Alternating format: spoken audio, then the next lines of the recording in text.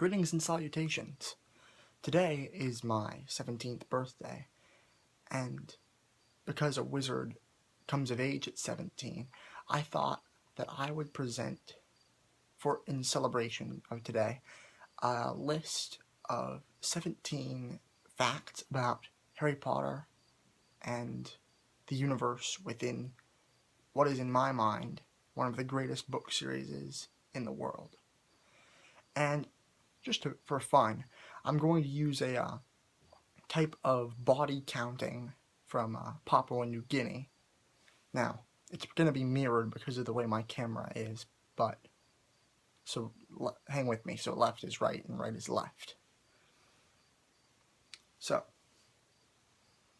number 1.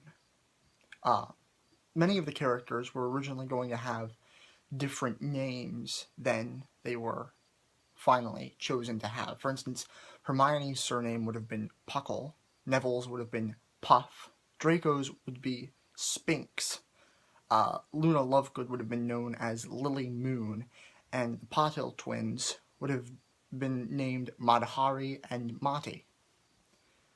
2.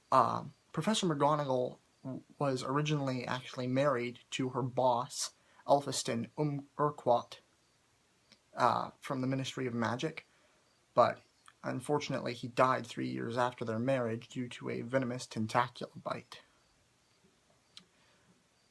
3. Draco Malfoy actually would, by his father's direction, have gone to Durmstrang because of its associations with dark magic and also because of its strict policy against muggles, but his mother Narcissa wanted him to be nearby to the family, so he went to Hogwarts.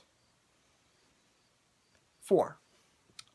Actually, Rowling had originally planned that Arthur Weasley would die in the Order of the Phoenix, but, spoilers, she chose Sirius Black to die instead. Also, she was originally planning to kill off Ron partway through the series. 5. Hermione Granger would go on to work in the Department of the Regulation and Control of Magical Creatures, where she would defend house elf rights. And later, she would go on to work in the Department of Magical Law Enforcement. Harry and Ron would also go on to work in magical law enforcement as Aurors. 6. At their deaths, Voldemort was 71, and Albus Dumbledore was, in fact, 150. 7. The reason that Severus Snape hates Neville Longbottom so much is, in fact, because, spoilers, he was the other option to be the chosen one besides Harry, and if Neville had been the chosen one, then that means that Harry's mother, Lily, whom Snape loved, would not have had to die. 7.5. Little bonus question here.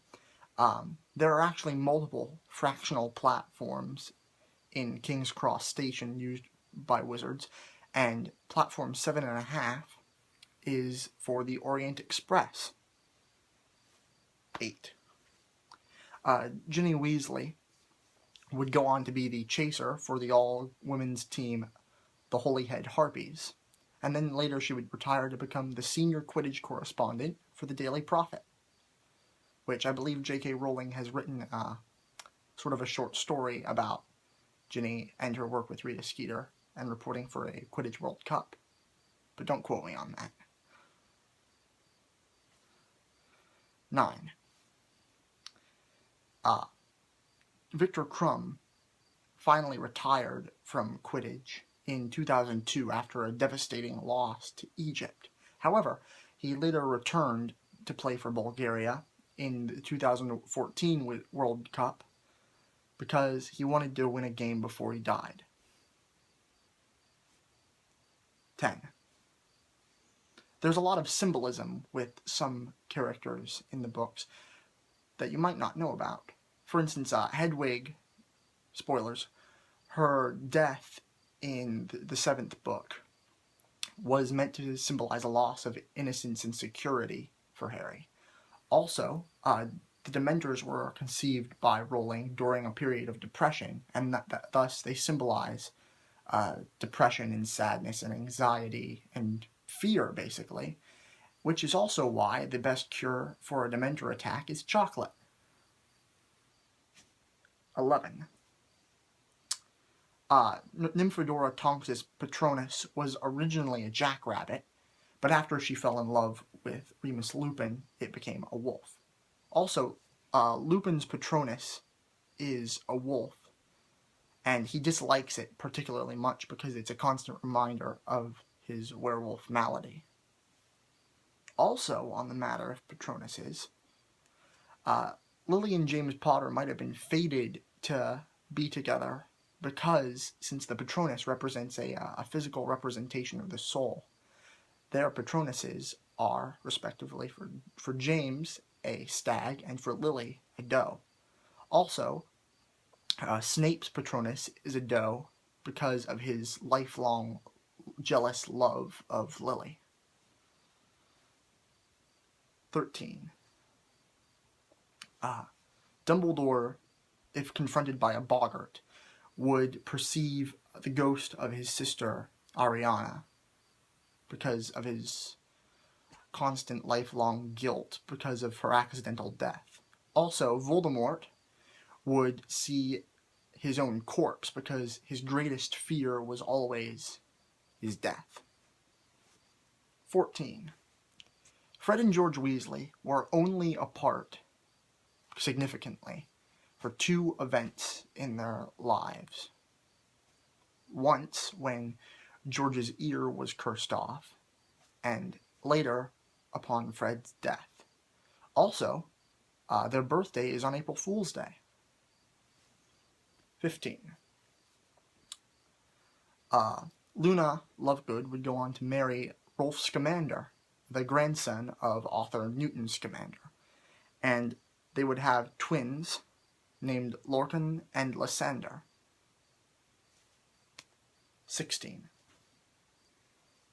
The first book of the Harry Potter series, conversely called Harry Potter and the Philosopher's Stone or Harry Potter and the Sorcerer's Stone, depending on where your edition was published in 1998, which coincidentally enough is also the same year during which Harry Potter and the Deathly Hallows takes place. Thus, the inscription upon Harry's snitch, "I open at the close," is fulfilled. And finally, 17. J.K. Rowling had originally planned for the last word of the series to be Scar. Later, however, she changed her mind, making the last sentence of the last book, "All is well."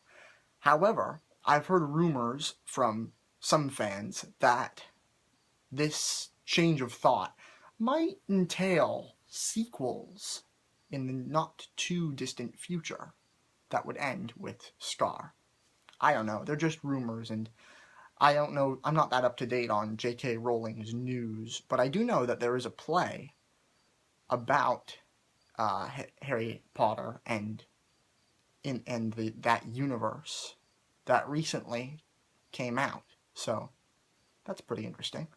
Also, there's a Fantastic Beasts and Where to Find Them movie planned for the not-too-distant future. I don't know exactly when. But there you go. 17 and a half, really. Facts about Harry Potter and the universe of Harry Potter. Oh, one interesting thing that I hope to use for the future. No, it's not there. My parents gave me 3 bottles, different kinds of hot sauce for my birthday. Sriracha, a Texas Pete variety of sriracha, and a third one called Peri Peri. And who knows, I might do something where I eat something with weird hot sauce on it at some point in the future.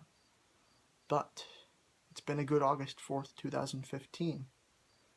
So, have a good night, whoever ever sees this. And so long, and thanks for all the fish.